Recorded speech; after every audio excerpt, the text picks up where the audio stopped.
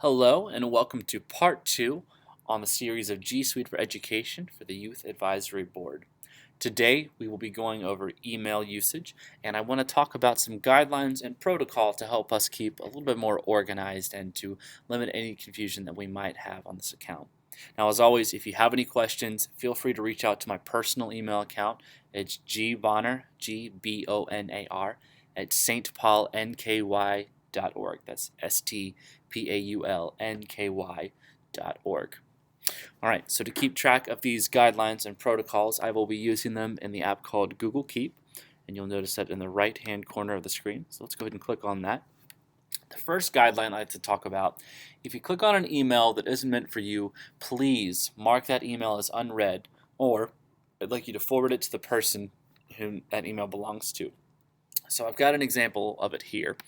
So about 4 days ago, it looks like Stephen Pote sent a message to me asking if I could update his email address listed right over here.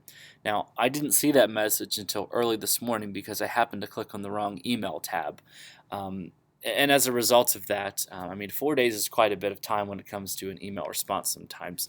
So if you see something like this, either send me a message, or I'd prefer you to click on the Mark as Unread button up here. And you can access that on the main screen or right here. So just like that. So that way, when I log into the email, I'll be able to see that. Or if anybody else logs into the email, they can also see there's something unread. So make sure we're paying attention to that. On top of that, if you see anything in the draft inbox over here, please leave that message alone. As of right now, I am using that to keep track of the people that I'm sending out messages to. So, for example, this is where I decided I was going to update his email address. So now when I send out the mass message in regards to the calendar update, I've got the correct information that Steve Pote asked me to send out. So just leave that be. And on top of sending messages, if you'd like to send messages from this account, you need to contact Susan Stewart or Maggie Spears. As of right now, I believe we're the only three who have authorization to send messages from this account. I could be wrong on that front, but it appears that we are only using this account right now to send out messages for calendar updates and reminders. So if you look in the sent box, everything is related to that. You've 2000, updates to add. Can you please add this event to the calendar? It's not too late to go to the March for Life, so that's something that's related to adding onto the calendar as well. So we need to make sure that we're keeping this inbox specific to causes that we are pushing forward as the Youth Advisory Board. And if you do get access to this account, remember you are emailing from the Youth Advisory Board account. You're reflecting the Diocese of Covington specifically, and you're also reflecting the mission and values and beliefs that we represent as an organization. So if you do get that access, make sure you're talking cleanly and make sure your message is communicated specifically. Along those lines, please do not reply to spam emails or harassment messages. If you are unsure, please talk to me, please talk to Susan, please talk to Maggie. We've got a pretty good eye for things like this. I will show you an example.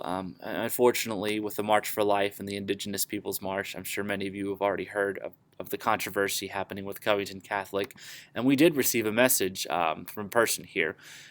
So we are choosing not to reply to this because that would reflect poorly on our account to reply back to a message like this, especially when it appears we have been baited. I am aware that other churches within the diocese have started receiving spam messages like this. So please be aware of things like this. I went ahead and moved it to spam so we don't have to worry about that and worry about our email account having any further issues besides that. So that should conclude anything in regards to the email protocol.